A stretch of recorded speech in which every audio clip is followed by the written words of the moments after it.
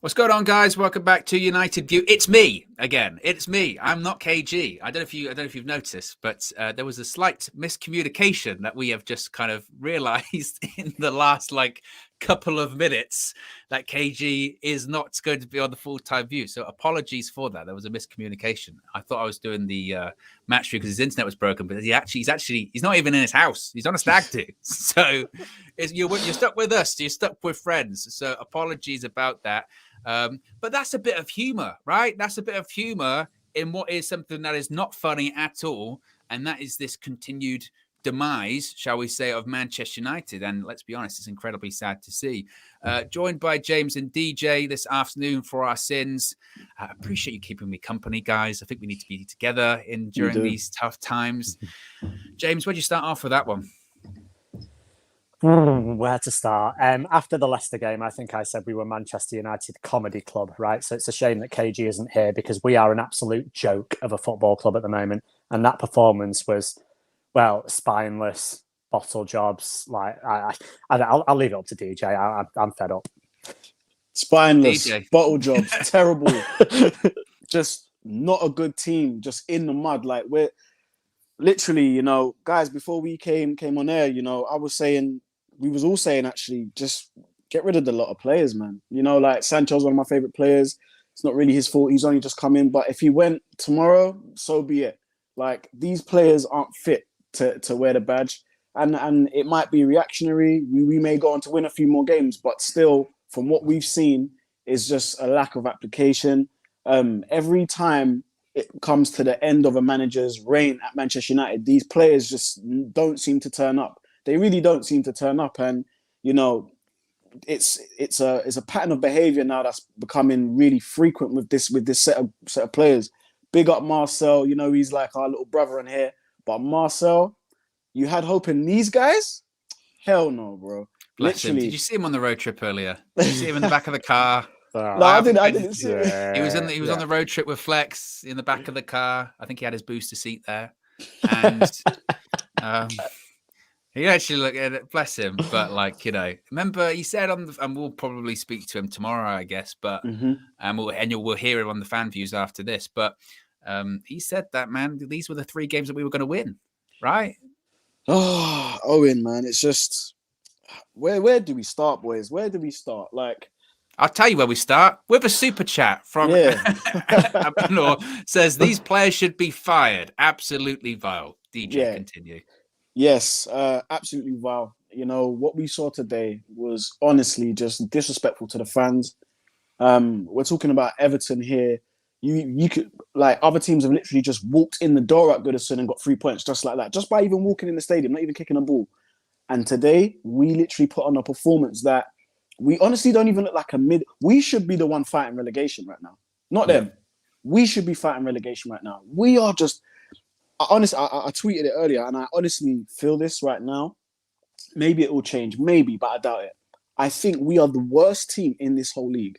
Honestly, we are the worst team in this league in terms of we have all these big, and I'll do quotations, big players, and we put out performances like that on a regular basis. We have to be the worst team in the league. Like, legit, we have to be. Like, we can all laugh at Arsenal and Spurs when Spurs start acting Spursy, but we're literally just terrible. We're United. We're United. We're United now. And at first, when, and I'm going to go back in the day quickly, but when Fergie left, at first we thought, it's going to be a couple years till we win it. But when Man United, we'll pick up where we left off, kind of thing. This is the norm now. It's been 8-9 years of this is being the norm. And, I'm just tired of it, boys. Like, I'm tired of it. Like, we can't put trust in these players. It's the same group of players that threw, some of them threw Mourinho under the bus. LVG got thrown under the bus. Oli got thrown under the bus towards the end. And they're going to do the same thing to Ralph. And Keane said it the best. He said it the best a few months ago. He said, leopards don't change their spots. They don't. And that's what we're seeing here. It's just toothless, like spineless, toothless, vile, disgusting. And every horrible word you can think of, that is Manchester United's performances, because it's just not good enough. The funny thing is, though, like, you've got West Ham, Wolves, Burnley, Palace, all rocked up to Everton recently, all won.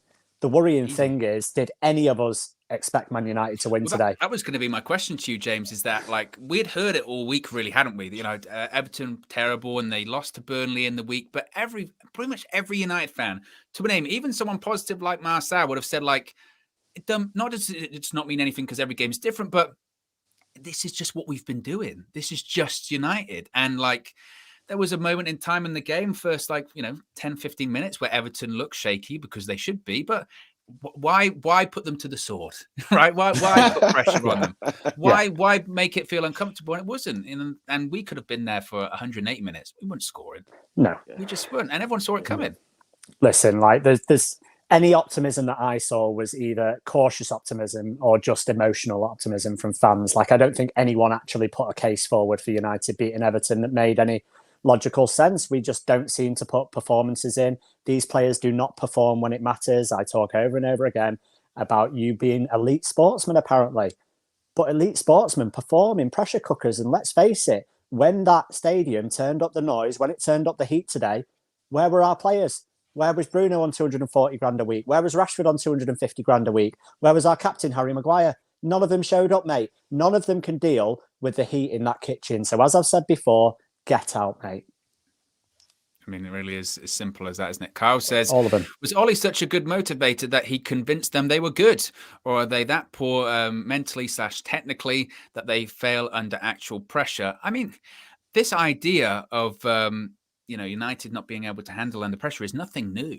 It's nothing new. And I think that's why a lot of people coming into today's game are like, it doesn't matter. Like, it really does not matter how bad Everton are. It doesn't matter where they are in the table, because that is, it's pretty much the exact same performance we did at Leicester, apart from we didn't score. It's the exact one, and it's the same thing we've seen just all season. It's just toothless. It's slow. Like, it's so slow. And like, technically, and we'll get into individual players, but technically, we kind of spoke about this before we went live, but Eric Ten Hag, who's meant to be this guy coming in for us, it's like he's meant to be this possession-based coach, right? Possession football. And it's not even like, you're just saying that. We can't pass the ball 5 yards. We can't keep the ball for more than 3 passes. The amount of times we just kicked the ball out, went long or passed it out and just went out for a throw-in. Like DJ, if you're Eric Ten Hag, what are you thinking when you're seeing this? You're starting to realize, that the size of the job. I hate to say it, and Fergie used to say it about the England chair. Man United is a poison chalice at this point. It really is. We've been through manager after manager after manager and made, I think, we've managed to get second or third. I can't remember, but that's it. That's as far as it's gone. No silverware, apart from obviously Europa under Jose. It's not good enough. And Ten Hag is going to have to come in and literally wave a magic wand. Fantastic Beast, Harry Potter, whatever. He's going to have to do the lot. You love the references there, Owen. I know you do. But yeah, I've never watched Harry Potter. Never watched it. I have. Never. I even went to the cinema to watch it once when I was a kid. I fell asleep. So I still have never watched one. So you've never watched it? It was early into the film as well, and those films last. So it was way more than a nap. That was full on REM cycle at that point. Okay. Yeah, 8 hours. And I felt like it watching the game today. I'm telling you, I felt like that. Just dull. Just dull. But carry on. Yeah, Ten Hag's got a big job on his hands, and I'm almost a little bit scared now that maybe I don't know where he is in the world right now. He might have watched it, he might not have. But what if, guys, just, maybe later on tonight or early tomorrow morning, there's, a little murmuring that he's, maybe not, maybe this ain't for me. I'd hate if that happens. I swear, I'd be like, we're doomed forever at that point. Well, look at it the other way. Look at the other way, DJ. And maybe, James, you can answer this one. Does Ten Hag look at this and actually think it's almost somewhat of an opportunity in the sense of, look, we've heard those reports of, I want to have full set of contracts, players, all that kind of stuff. Does he use today's result and just literally point it and go, that's why I need control of everything? Because whatever you're doing, whoever's making these decisions about contracts, about players, obviously it's not working. Hopefully that's already been done in the interview process, mate. He said that he labelled out some non-negotiables, and at the end of the day, that should be one of them. Clearly what we've done since 2013, since David Gill left, hasn't worked. The Glazers, the only way you can hurt the Glazers, right, is in share prices and in their pockets. It's the only way you speak to people like that. So you've got to make them realise that success on the pitch is proportional to money, like income, right? And what they've done over the last 9 years, well, 17 years, but 9 years in particular, hasn't worked. So therefore, during the interview process, Ten Hag should have turned around and said, listen, I should be able to bring my own people in. I should be able to delegate to people that I trust, the people that can do the best job possible to make us as successful as possible, to therefore make us as much money as possible. On the whole Ten Hag thing, like, people should have been playing for a new manager today. Like, the interim job of Ralph is coming.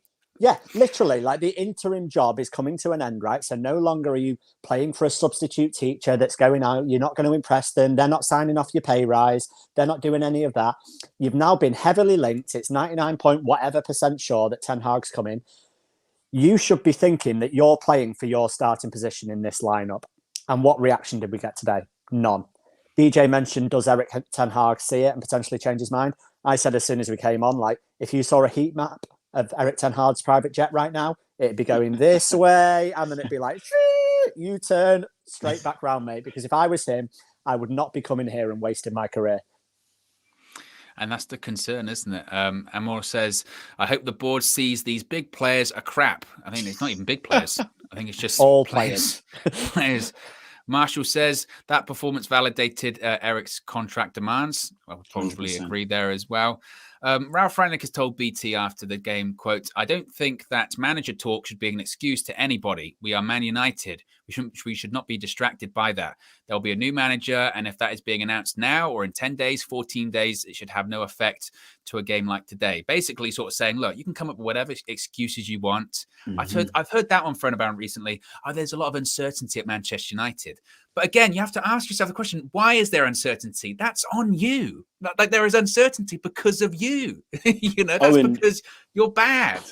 Owen, I'll honestly say this. I reckon all three of us will play for Manchester United when there's uncertainty over a manager. I'll play and I'll give it my all. Trust me, I will. I will. It's not going to bother me. I'll sleep fine at night. It's not going to bother me at all. I think these players, they're just weak. They're just weak. And, I want to kind of like, if we look at the squad, if we look at the players we have, it does then fall into kind of the whole how we're run as a club, because some of these players, I believe, and you guys probably agree, should have gone ages ago. Like, we've given players like Rashford, Pogba, especially Pogba, we've given them upteenth chances to prove their quality. They've had every sort of thing. They've had managers freeze them out to try and get a reaction. That didn't work. We've had managers put their arm around their shoulder.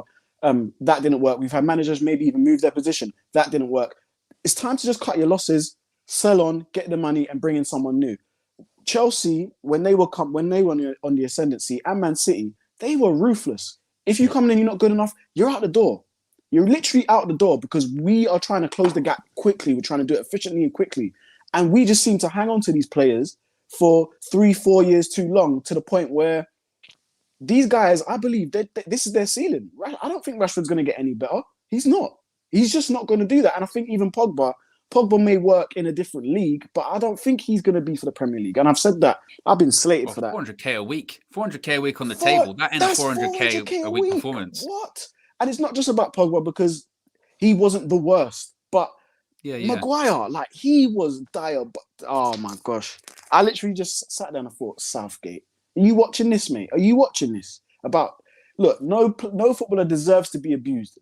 I don't agree with it. I don't believe in it. However, we can critique and be unhappy with their performance or the things that they do on a football pitch. And he is not. He isn't good. He isn't. He deserves to play for Everton. Yeah, go and play for Everton. That's what he deserves. I'm not even sure he would get into Everton's side today, honestly. Not at the moment. I mean, their centre-backs were better than him. Godfrey was all over Ronaldo today. Ronaldo didn't get a touch. Godfrey was cleaning up absolutely everything. He had Ronaldo in his pocket today. And that's saying a lot. I mean, it does say a lot. I mean, let's stick to Harry Maguire, James, if you want. Oh, joy. Because look, the goal itself, right? It's a deflection off Maguire. Now, granted, can you do a lot about that? Maybe not. Maybe that's a bit harsh. But the issue is that one, it's always him. Which it can't be a coincidence all the time. It's always him, right? And two, even if you're going to take the goal out of it today, like, again, I was going crazy on the match view. I thought I was losing my mind, because in like the first 5 minutes, I swear to God, he kicked out for touch twice, sideways pass. And again, like, I mean, you could do this for all of the players, and we will. But I mean, What do you do with Maguire now? Honestly, what do you do with him? List him on like Facebook Marketplace or something like that. Like, see who's going to pick him up for like 20 quid and free delivery. I don't like, honestly, mate, the guy's done at the football club. Like, to say that he's captain of the football club shows the state that we're in at the moment. It's an absolute joke. Just on where United are at the moment, I just want to touch on a few things DJ said. Like, United Everton, right? It used to be the case that if United went to Everton, for Everton to win, like they could win 1-0, but they'd have to pull out a worldie of a performance, right? We're now looking at games like this, and those teams don't have to play well to beat us. Leicester didn't have to play well to draw with us at the weekend. Like, it's an absolute disgrace. And then when he was talking about players we should have let go and all that kind of thing, our two subs in the second half today were Juan Mata and Anthony Elanga. Juan Mata was signed in 2014. And he's still here. Under Moyes. Same thing, still here. And that was for Nemanja Matic in 2022. Mata a 33-year-old for a 34-year-old in 2022. Like, two ex-Chelsea players. And then you've got Anthony Elanga, who, like, we all like, but he's a 19-year-old kid for all intents and purposes. And they're the people that the great Man United are trusting to come on and change a game.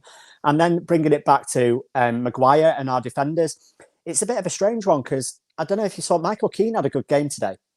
What is it about Man United where we have players, they're not very good here, and then they leave, Johnny Evans, Chris Smalling, Michael Keane, all centre-backs that are all playing better at the moment than Harry Maguire, who we signed for £80 million.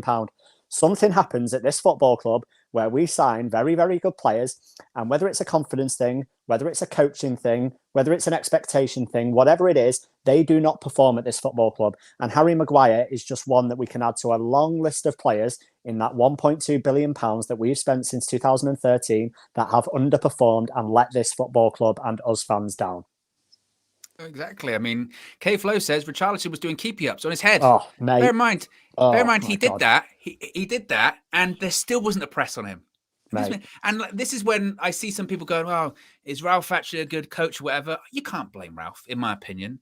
I'd have snapped him. Would you guys have I'd have ran over straight away and snapped him, mate. Yellow card, red card, see you later. He's taking the piss. You know what I mean? Yeah, you know, literally. And at least, and you know what? It'd probably, not that anyone, endorsing violence or whatever, but it'd have got a reaction from the crowd. People are going, wow, at least it means something. It means Ronaldo just smashed the ball into the Man United dugout. I don't think he was aiming for him, especially if he was aiming well. I hope he was. But I hope he was. But you know what I mean? At least you go, well, at least that's something, because and that's why I go, you can't blame Ralph, because what's he to do? Honestly, what's he to do with this group of players? I genuinely do think he tried from the start. He did. And I don't mean today, but I mean from like early on when he tried his formation, he tried to get his philosophy across. And the players just boo-boo faced him and went, no, we don't do that. Oh, your training methods are this and that. And then Ralph's an interim manager. What's he going to do? He just went, oh, okay then, 4-2-3-1. And, it's, at this point, like the players have had so many times where it's been like the manager gets the blame or whoever gets the blame. But they really, really, really have to have a strong, hard look at themselves, don't they? Because I'm trying to think of a player that I could go at least was somewhat redeemable today. And I don't think you can pick one. DJ, can you pick one? De Gea. Yeah. I mean, De Gea made a save, yeah. I think, for all intents, but I know Bruno, he was pissing me off towards the end of the game, but he was trying. Like, I can't fault the man. He was trying. He was trying to cover every blade of grass. He was pressing. He was running back. He was dropping deep. He was trying. And he will get the flack because he's the only one trying. Do you know what I mean? I think there's nobody else on that pitch. I thought Matic was okay in the early phase of the game. Then he gives the ball away for the goal. Exactly. You know what I mean? Ronaldo was nowhere to be seen. Rashford, I thought, oh, okay, Rashford. Like, you look a bit like on it today. Again, nothing. Sancho, oh my gosh, this is probably his worst game ever. I forgot he was on the. Oh. Yeah, that's how bad it was. You're back, exactly. Oh, sorry, did I freeze? You cut out for a second. I thought he was. Oh, cliffhanger. Yeah, just and I was saying Sancho. I forgot he was even on the pitch today. So, it's gone beyond bad though. I think this is just now. I think you said it, Owen. It's just us. This is us. We're not going to get any better than this. And I think these players, if the season was to end now, the players would take it. They'd take it. If they said, "Oh, we're cutting the season short, it's going to end today," the players would be relieved and they'd be like, "Ah, great, thank you." Because I think Yeah. I really think after they went out to Atletico, I think they just went, that's it then. Can't be asked now. Yeah. Yeah, just that was it. Because there's nothing. And you're saying it during the game because it's so predictable. That's the frustrating thing. It is so predictable in that good 20 minutes. But you go, it doesn't mean anything because we haven't scored, so it means nothing. One attack, they'll score, and then you see it again and going like, last 5 minutes, because it'll be like United are throwing everyone forward, and it's like, yeah, but we're not going to score. We're not, and people go, it's a bit defeatist attitude, but it's not. Because we've seen it. We've seen it every single week. Like Ronaldo, he didn't do anything today. But at this point, even with him, like he's 37 years old, we're spamming crosses into the box. Not only are we spamming crosses into the box, there's one person in the box, and even that person we can't hit. It's going over his head every single time. And then they'll get like a thumbs up or whatever. And it's just like, it's not even really surprising anymore, James. That's the sad thing, isn't it? It's not surprising. It's not surprising. It's a total lack of ideas. It's a total lack of like work ethic, application, everything. Like I remember seeing the ball got played across to Wan-Bissaka, right? He controlled it and had a shot.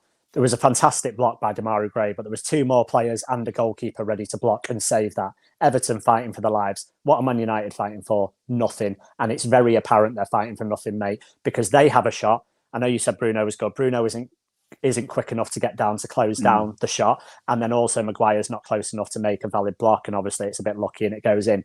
But why have Everton got 3 players busting a gut, throwing their bodies on the line? And why have Man United just got someone that might hang out a leg? Man United's supposed to be one of the biggest football clubs in the world, mate. There's not a single one of them players that deserve to play. Go on, mate. You know what, James? Yeah, I remember there's you've probably seen it on Twitter. There was this kind of like it was a picture of Phil Jones close. It was like it was a video of Phil Jones closing down. What game did he come back for again? Wolves. The Wolves. Yeah, I think Wolves have got player for us. Yeah, I think Wolves have a free kick or something, or it's rebounded. Yeah, he's flying out. He's flying out of the box to try and like. And I'm the type of person that Phil Jones wasn't. For me, he didn't ever fulfill his potential. But I rather players that really want to try and want to play for Man United. Like I'm not gonna lie, I would have taken Maguire out for Phil Jones because with Phil Jones, you know what you're gonna get. You're gonna get effort all the way through.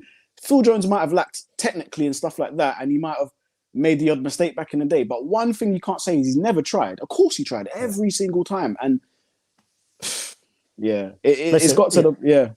Phil Jones is closer to that ball than Maguire when he tries to block it for the goal. That's 100% sure. Like if Phil Jones is on that pitch, he is closer to that shot because he's busting a gut. Like I know it's pretty quick, but he's busting a gut to try and get out there. I just don't see Maguire with it. Like we talk about, it's not really his fault. Maybe it's not, right? But you've then gone 1-0 down in a game that you have to win. You're the captain. You're the leader.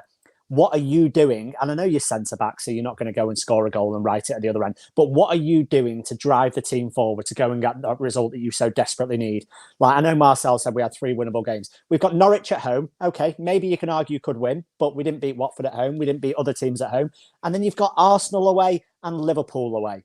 And you can't beat Everton away, who are 17th in the league and have just lost to Burnley, Wolves, Palace, and everyone else in the league. Like honestly, like our fan base, like some of our fan base we're so disillusioned with the club, right? Because it's not even like we don't know what we're going to get week in, week out anymore. We do know what we're going to get. We know exactly what we're going to, like Owen mentioned it before, like you're saying, it's negative, it's pessimistic. No, it's called realism. It's called looking at something, having proof of something, watching the same thing over and over again, and then expecting it to happen again. It's using common sense. We know what to expect from Manchester United. We see it all the time. It's not good enough. It needs to change. It really does. Robin says, only way we can sort out this mess is if we're out of the Champions League, Europa League and the Conference League. Might as well finish 10th. I mean, honestly, Robin, don't rule it out. Seriously, I don't see where the next point's come from, even though we got Norwich next weekend. Giovanni says, old man Mata over Bruno, 100%. Interesting. I think that's it. Yeah, DJ, like James has touched on it then. So obviously we've got Norwich next weekend, which, nothing's a given. It's honestly, and it's not. It really is not. I can absolutely 100% see that game being like 0-0, and then 85th minute, United are pressing or whatever. No, we're not. Okay, or it's them 1-0, and maybe last minute we nick an equaliser. But I can absolutely see that. And this is going to be my next point. DJ is like, we have Liverpool a week on Tuesday. I'm terrified of that game. If you thought it was embarrassing earlier on this season at Old Trafford, wait for it at Anfield. of a Liverpool side that, depending on what happens this weekend as well, they're either going to be defending a lead or chasing the top of the table, and they will be ruthless. And it's not even exaggerating. Like, you talk about 6s and 7s, it's entirely possible. Entirely possible. Like, how worried are you after today's performance and recent performances about that Liverpool game? So this United team are going to be like inmates on death row going into Anfield. Literally, lambs to the slaughter. Literally, they need to be in the slammer. Yeah, Liverpool will have their wicked way with us. They will. Yeah, right. And it's going to get to the point where, and you know what? I hate to say it, but I hope it happens. I hope it happens. Do you know why I hope it happens? Yeah, I'm gonna say it. I hope it happens. Why, DJ? You can't hope to lose. No, I hope that, and it's for the bigger message. It's for these players to understand the gravity of what's going on right now. The gravity of how shit they are. Do we deserve it to happen to us? Maybe that's better. Sorry, yeah, maybe that's better. Thank you, Owen. Thank you. Always here to catch you. We thank you. We deserve that to happen to us because we've got traveling fans, you know, all over the UK wanting to watch these games, and they get treated like that. To that, like, there's some things that, and I think we're the only team that do it. There's some things that we do on the pitch, and I'm left scratching my head, and it's like, I would really love to pull the player aside and say, "What was you thinking when you did that?" I just would love to know. Like, who did you see that was there? Because clearly there was no one there. Like Maguire. Like, you want to say, "What was you doing?" Like, I just want to ask, because I know I wouldn't do that. I definitely would not make that pass. Like, even Ronaldo, like, he went to pass it back to, I want to say, either Rashford or Sancho, and then I think that's where the goal kind of came from, I think. They counter-attacked and scored. I saw that and I was like, Ronaldo, you didn't even look at him when you went to pass the ball. You kind of just on the half, kind of, there you go. Like, yeah. What is going on here? Like, it's either you can't be bothered or you're just not good enough. And I think it's a mixture of both. And I think literally we've got players that can't be bothered and they're not as good as the name suggests on their shirt. They're not. Because I think again, with football changes every 2 to 3 years, you know, like the number 10 position was quite big around 2017, and then CDM became really important. So things do change and things kind of progress in football. Now it's the era of like wing backs kind of thing now. My whole thing is, we've been so far behind that we would look on paper and look at players like Varane, Ronaldo, Pogba, not as much as Sancho, but those players in general, we'd be like, oh, they're amazing players. They were amazing 4 or 5 years ago. They were. They're not necessarily going to be those players today. And that is, again, what I'm talking about, getting people out the door when we need to, because it's a new era of football now. Younger guys are coming up that are better. So, yeah, I'm just sad. Yeah, I mean, not wanting to wallow in misery, but what else is there to do, James? Yeah. How low does it get, like, for the rest of the season? Because there are still 7 games left, and we do talk about, like, where are the next points. But again, we do have like 3 games that are Liverpool, Chelsea, Arsenal. Like, realistically, like, how bad could this actually get? I'll go all faz and just say 1 game at a time, Owen. Just one game at a time. Like, that's as bad as it, because each individual loss hurts me, right? So we're going to go into the Norwich game next week, and you're very much right. It could easily be 0-0. It could easily be 1-1, any of those results, right? There's no guarantee on us winning.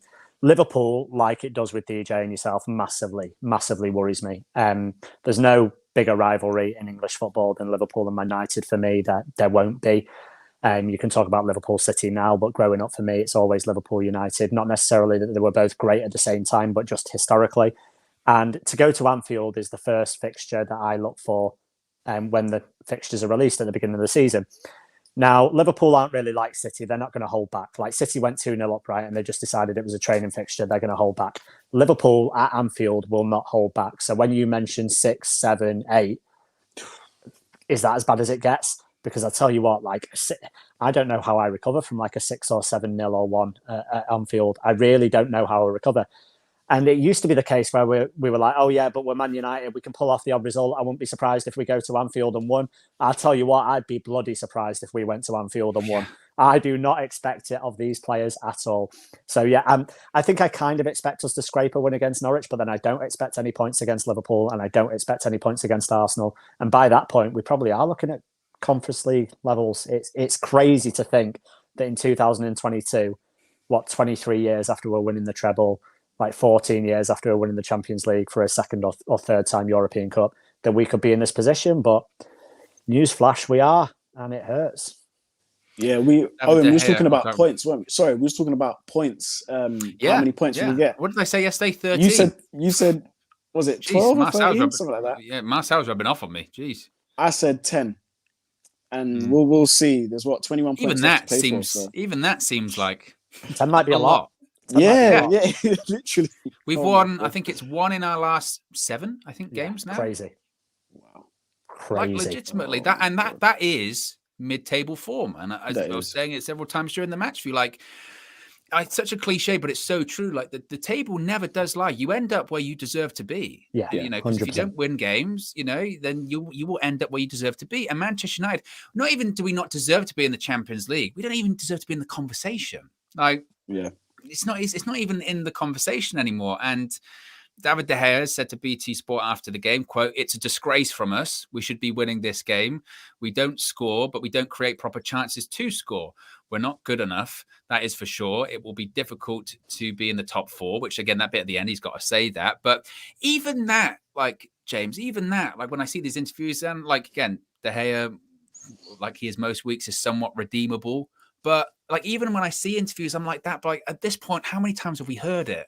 Like, they're aware of it, but yet they're not doing anything to fix it. Isn't that, again, even that's a problem? It's a huge problem. And to be honest, I'd have a massive issue if it was basically anyone else apart from De Gea saying it, because he has very little influence on what can happen in that game, to be fair, and many games going forward. So I kind of do let him off a little bit, but that's the second or third time I've heard De Gea say that in like the last month. I see it on his socials all the time. I just have a big problem with it, mate. I heard like the day after or the game after or before the Munich disaster, Maguire came out and was like, it's not good enough. It's not this. And it's like, you have no idea what it means to play for Manchester United, man. You have no idea about all the excuses that you're giving out, all the excuses under the sun. Like, I remember bringing up the fact at the time that like we drew with Newcastle, who were bottom of the league at the time. And we came out, this was in December time.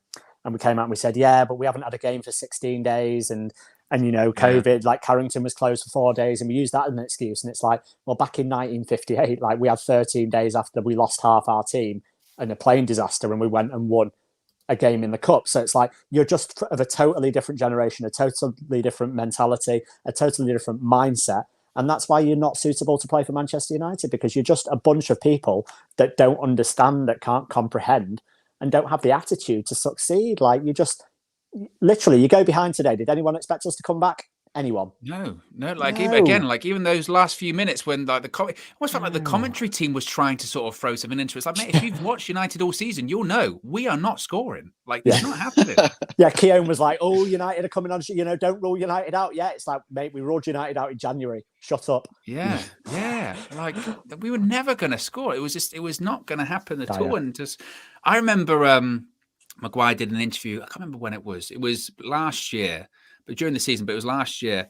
And essentially he said something like, someone had asked him about the set piece thing. And he said, oh yeah, well, I don't really look at statistics, but I look at the performances. Well, both of them are shit. No. Look at whatever you want, mate. Yeah, but both the stats are rubbish, but also so are the performances. So there is nothing redeemable. Like, there is nothing. I would love to be focusing on, what can we take from this? The only thing we can take from this, I guess, is that it just, everything is getting burnt down, so it has to be built back up. That's the only thing, or the one thing that is redeemable, DJ, is that we're one game closer to the end of the season. Like, and for me as a fan, I'm just waiting for the end of the season, guys. Like, I've kind of lost interest in us getting top 4. I think I wrote that off months ago. Like, we're not going to do it because I just know these players. I know them. Like, I really know them. Like, we've seen them up close, week in, week out. We've seen what they're made of. We see what they're like under pressure. We see what they're like when, things aren't going good, and they just fold every single time. I remember, I can't remember what game it was. I was young at the time, and I remember Fergie like Fergie was doing an interview, and I think we'd lost to like a low side, and Fergie goes, I remember the interview said, "Oh, Fergie, it didn't go your way today." Da, da, da. And he just went, he was chewing his gum, and he just looked at it. He was like, "Yeah, that's never gonna happen again. Yeah, the next team's getting a battering. Yeah, it's not gonna happen again." And then he walked off. And then the next game, batter the team. When your manager's so confident of the style of play of your players, of the characters you have within the team, that he knows that is never good. That's not gonna happen 2 weeks in a row.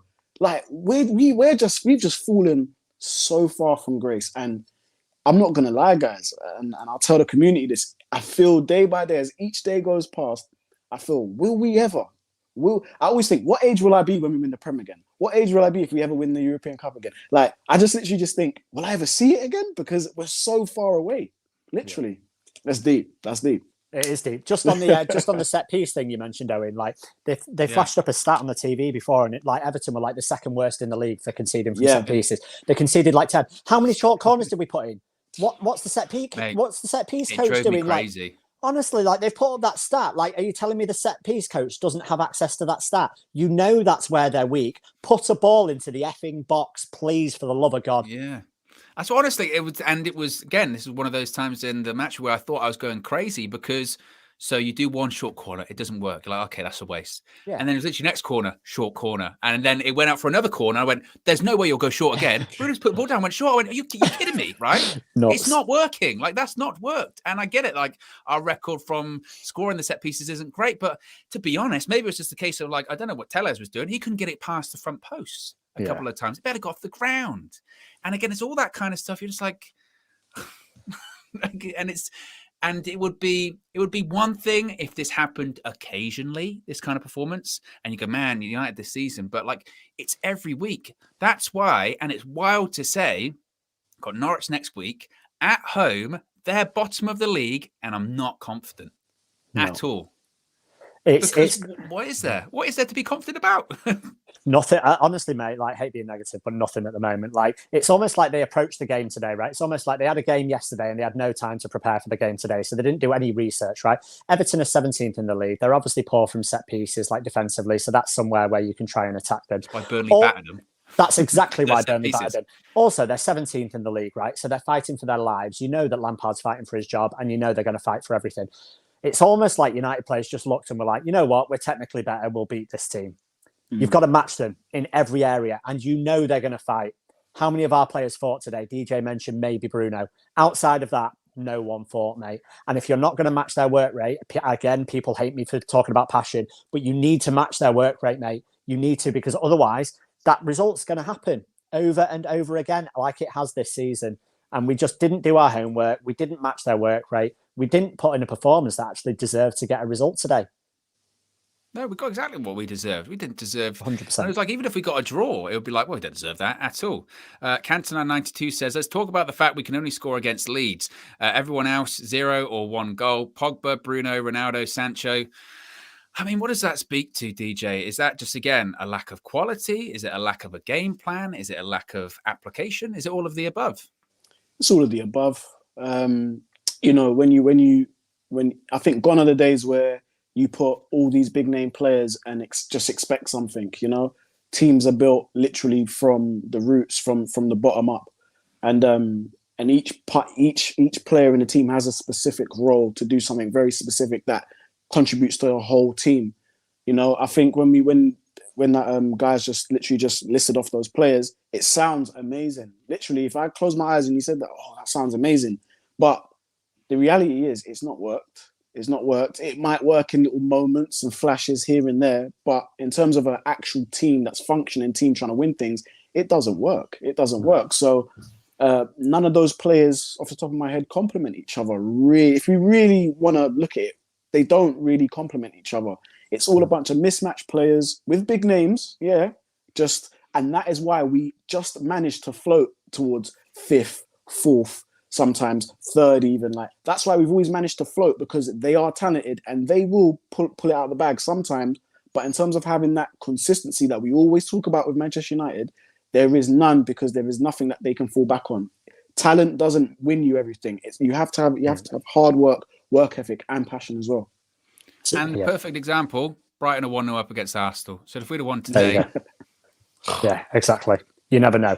You never know. In fairness to like Cam in our group chat, right? He's a big believer in this. He's a big believer in finding players that fit a system rather than just finding the best players, right? Yeah. So he would quite happily go and get what seemingly are average to good players and find ones that fit a system. Whereas, and I don't really play FIFA that much, but we're almost like we open a FIFA pack, we take the most valuable player from the pack and we just plonk them wherever they fit in the team.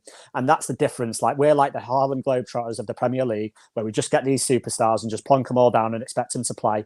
Whereas like Cam and other people that understand the game probably want us to, let's get a coach that wants to play a system. Let's find players that fit that system. Let's coach them in that system and let's get them good at playing that system. Whereas at the moment, those 4 players, yeah, like DJ said, great on paper, great to the ears. But when you watch them on the pitch, they don't live up to it.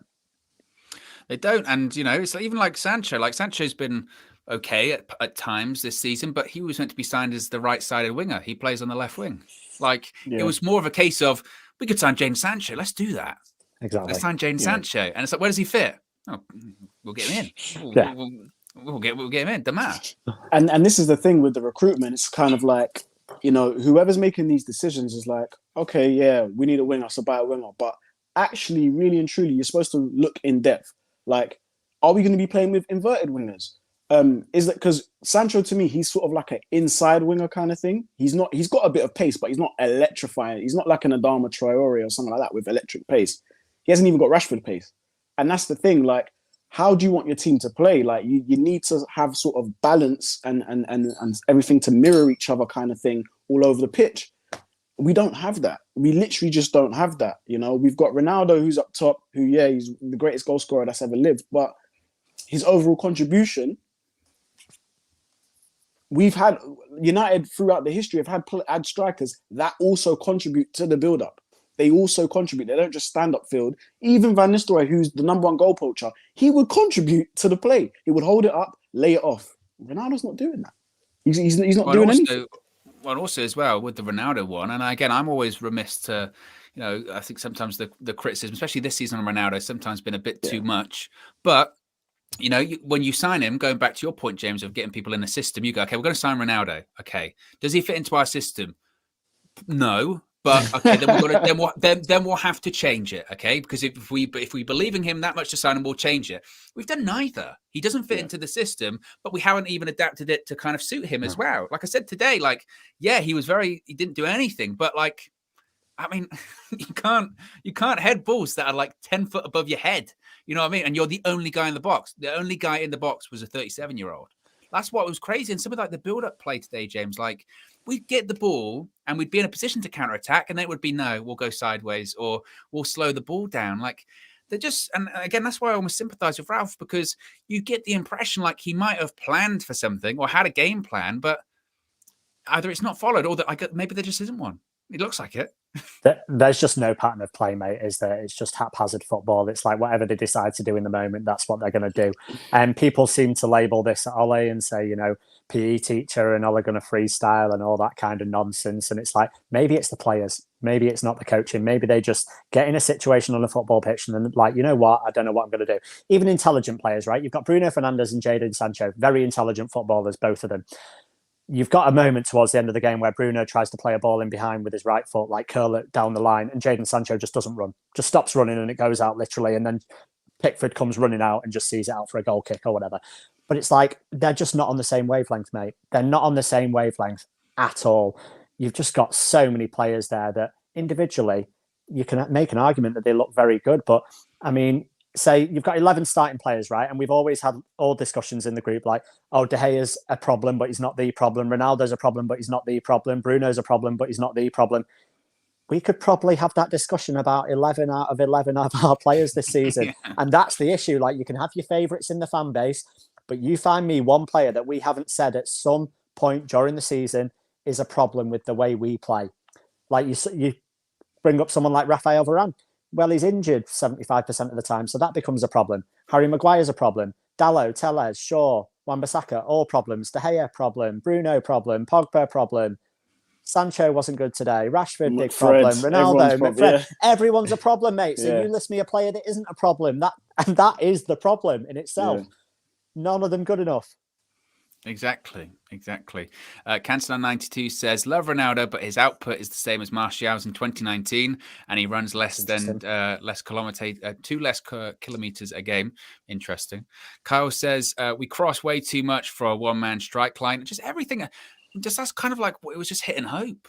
Everything was just like kind of hope. And again, it's this kind of almost mentality, like you said before, DJ, of, well, I know I'm probably good, so something will happen. You know what I mean? And it's like, well, no, like it won't. It doesn't work like that. And that just sums up United this season. Of again, it's just the same. That's why it's not surprising anymore. That's why it's just sad. Ultimately, you'll have rival fans like banter you now and say, Man United are shit and all this kind of stuff, and you lost to Everton, blah blah blah, and you'll be like, yeah, like I know, like I expected it. It doesn't hurt. It doesn't actually hurt me anymore, because it would hurt me before when rival fans were like, you lot are shit.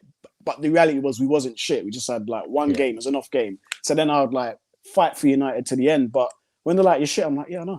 It just doesn't hurt. Like, it's the truth. It's the truth. And we're talking about kind of, players, making the wrong decisions. Like, today when Tellez is trying to cross it in the box, I would just want to freeze the game. I don't know if you guys remember Bernard's watch. Do you ever remember that show? Bernard's watch, right? Yeah. Owen, do you remember that? What's that? So as a kid, right, you used to have this like little pocket watch, right? And you could freeze time. Look. Yeah. Let me have a look. So it was on like BBC back in the day, and it was like same time as Queen's Nose, like those kind of programs. Yeah, watching both. Yeah. Yeah. So then Owen, man. He'd click this little watch, time would freeze, and then he would alter something, then click it again, and time would restart, right? When it came out, I was like 2 years old. Yeah, you're a young one. He's a young boy. Baby. But this is the thing, he used to freeze time and change the outcome of something, and then freeze it and unfreeze it. My point is, I would have loved to just frozen time, popped up next to Tellez. I'm just reading about it at the moment. I'm just like, this kid with like the most 90s jumper on ever, by the way, with a pocket watch, smiling like that. Yeah, and I just wanted to ask maybe Tellez, click. Before you cross that ball, look in the box. It's only Ronaldo. What is the probability, just averages and probability, what is the probability he's going to get to that and we're going to score? Like, I just want to ask you before you do that, because it's like we just carry on spamming stupid, like making the stupid decisions, crossing it into one man who's surrounded by the whole flipping back line. It's just not going to work. It's clearly not going to work because you tried it 20 times before. So it's like, where is the IQ to think, all right, guys, we need a different approach? There was none. Apparently, he did come back for like new seasons as well. Yeah, I knew he was still on Bernard's watch. I knew he was still on Bernard's watch. I don't remember. He's definitely I was just looking at it going like, wow, well, I feel like, it was a good show. They ripped it off. Yeah, they ripped it off. It was that a good wasn't show. my era of like CBBC. My era was like, what was it called? Raven. Remember that? That's like not as good. Course. Not as good. Remember that? They used to terrify me because there were kids on there, right? That if they fell off like a rock, they disappeared into thin air. And I thought, oh my God, they've died. they've died because they couldn't hit some like swinging dummy. I was like, oh my goodness, what's happened? It's terrifying. Some guy transforms into from a raven. My God. Jeez. More entertaining than Man United today. 100%. Oh, literally 100%. So I guess to begin wrapping things up then, James, I say where do United go from here? But I mean, realistically, where do United go from here? Do we just have to kind of hope to the end of the season now that we just don't embarrass ourselves? Or I guess we already have. Yeah, like I said, mate, it's one game at a time. You've just got to take literally each game as it comes. You know that there's nothing really left to play for this season. The only positive that I can think that maybe comes out of this game is the PR machine that is Manchester United. We'll probably try and put some positive spin out come Monday, and we will probably get massive rumours of Ten Hag come Monday, and I wouldn't be surprised to see it wrapped up next week at all, just with the way the football club works and puts out leaks and tries to put a positive spin on things. Like historically, if you look at it like this season, that tends to be what happens. So that may be a positive because, as I've said before, I want the managerial situation wrapped up, because the sooner we can try and start to find a way out of this mess, the better for everyone, right? But in terms of the season, we know top four's no chance. Like, we can see Arsenal losing or whatever. It's never been about other teams losing. It's never, ever been about that. It's been about, can Man United capitalise on that? And Man United have not been a team all season that have been able to capitalise on anything. So my hopes aren't great. My hopes for Liverpool are that we don't get battered. My hopes for Arsenal are maybe that, we can scrape a draw or something. But outside of that, man, I'm like, it's tough. I'm not going to be at Old Trafford for the rest of the season now because of other commitments and stuff. But like, I tell you what, I used to think like there's no way I'd give up watching this football club. I used to like love going all the time. I used to totally be in love with Manchester United, and now I'm like, oh, we've got a game today. We've got to speak about them for an hour. That's a shame. You dread it. You dread it. It's Like, crazy, mate. You dread it. I was coming into today's game. I was the same. I was dreading it. I was like, here we go. Oh. I opened the match view with "Hello, darkness, my old friend," because it's true. It is. It's true. Oh, it's It is. painful. Yeah, it's unbelievable, mate. Like, it's absolutely unbelievable. On the DJ thing that you mentioned before about losses not hurting and stuff, I was actually speaking to my friend before. And when I was growing up and United lost, I used to like go in my shell. I wouldn't speak to anyone for like a week. I didn't speak to family. Like, it was proper destructive, right? Because it happened so rarely. Yeah, no match of the day, no nothing. Like, phone off. Like, I wouldn't speak to anyone. Whereas now it's like, oh yeah, we lost. Do you want to go out? Like, I'm not. It literally doesn't affect me because it's such a common occurrence. It's like, whatever, man. Like, season over. Ten Hag, please come in. Please fix it. Please get us back. Just please. Yeah. Literally. I mean, DJ, did you think it today? Do you think it speeds up anything when it comes to Ten Hag? Do you reckon the announcement comes quicker, or is it still kind of out of our hands because of obviously the Ajax title race and cup final, etc.? Yeah, I was going to ask, how many more games is left for Ajax? And the fact that we're turning into Ajax fans speaks volumes. Can we go on? We talk Ajax. Ajax is our Ajax. second club. Yeah. Did you see that, DJ? Did you see Ajax commented on the video yesterday of our pronunciations? Yeah. Who got the highest mark? Oh, of course it was me. You know, I'm a teacher's pet. You know, of course, man. Flex ain't the real head boy. It's this guy right here. Okay? It's this guy with two thumbs. I got an 8.5. I think DJ got a 3. Yeah. Wow. Why? What do you say? Ten Hag. He was very Ten Hag. Yeah. Sounds very Japanese. What about you, James? Can you do it? I've never been told how to do it. I would say Eric Ten Hag, but I don't know. I don't know what it is. Ten Hag. I'm not going to try and do it again because I don't think I can get it better than what Owen I did it. time. It was seamless. One take, Owen. Come on. One take, Owen. But you remember, Literally. DJ got that name like a couple of weeks ago on the Full View where the guy super chatted, like, can you pronounce my really name? good. And he got it. So, like, he's already got credit in the bank from that. Thanks, James. Really good. Someone believes in me. Yeah. Exactly. I didn't. Thing is, as well, because we were asked about it yesterday, I didn't see like right at the end of the Flex and KG show when it happened, so I had to go back and look at it. And man, it was wild. KG's pronunciation of it was pretty crazy. So there's 34 games in the Eredivisie. So there's 6 games left. Okay. And there's 4 points difference between Ajax and PSV. So we're not going to hear anything for a while, certainly. I think the cup final, I want to say, is like next weekend or something weird with in Holland. So maybe, but I just don't think that United would be willing to strain that relationship with Ajax and like get it announced. And then if Ajax do just completely falter in the last few games, might we cost them the title? Say goodbye to any more business being done. I don't care if Van der Sar's good friends with us. You know what I mean? We've already risked it with the Donny factor. Actually, that's a good point. What must he be thinking today, James? He didn't play. I think he was ineligible, but I think he's injured anyway. But what's he be thinking? Seriously. Told you. What must he be thinking? I don't know. Should I stay? Is there an option to stay? Yeah. If Everton stay in the league? Like, I don't know. Like, he's obviously, I think he's the one person that's probably going to, or one of the people that's going to benefit from the Ten Hag move or Ten Hag news or whatever. But yeah, he thought he was taking a step down, but you never know. Maybe he wasn't. Maybe he was going on a loan to a better club at the moment because they outplayed us today. And as crazy as that sounds, a team that is 17th in the league outplayed the great Manchester United today. How strange is that? Yeah, I think Donny. I think Donny's needed in this team, guys. Looking at our performances, I think he's actually needed because he's the one player that keeps the ball moving quickly. Like, have you ever can you imagine Donny just have the ball at his feet? He strolls a couple of feet, turns slowly. Let me actually go this way. Like, he's not that person. He gets rid of it quickly. As soon as it comes to him, passing, pass. And if we can get a full 11 like that, this play will be really quick play. But both Ranić and Ten Hag have mentioned physicality in the midfield, though, haven't they? Like, Ten Hag came out with some comments about Guardiola and said that he thought he could play with, his first mistake in the first season was that he needed 11 technical players or something like that. Yeah. And actually you need a physical player. And Ranić's come out and said they need to sign a physical player. So maybe if Donny's seen as one of the technical ones, that's great. But for sure, I don't think he's physical enough if they're going to look at him in that ilk as a player that can play like as a potential 6 or 8 or something. So we need to sign someone to make him work, basically, if he's going to fit in that team. And Ajax was saying to me, because me and Ajax were going back and forth yesterday, and he was asking me what do I think Ten Hag will do at United, and I thought he would be quite brave and have 2 10s with a 6. Like you would have maybe Donny right up next to Bruno, and then have the 6. And he was like, at Ajax, Ten Hag prefers to have a 6, 8, and a 10. Just like that's the normal balance, a 6, 8, and a 10.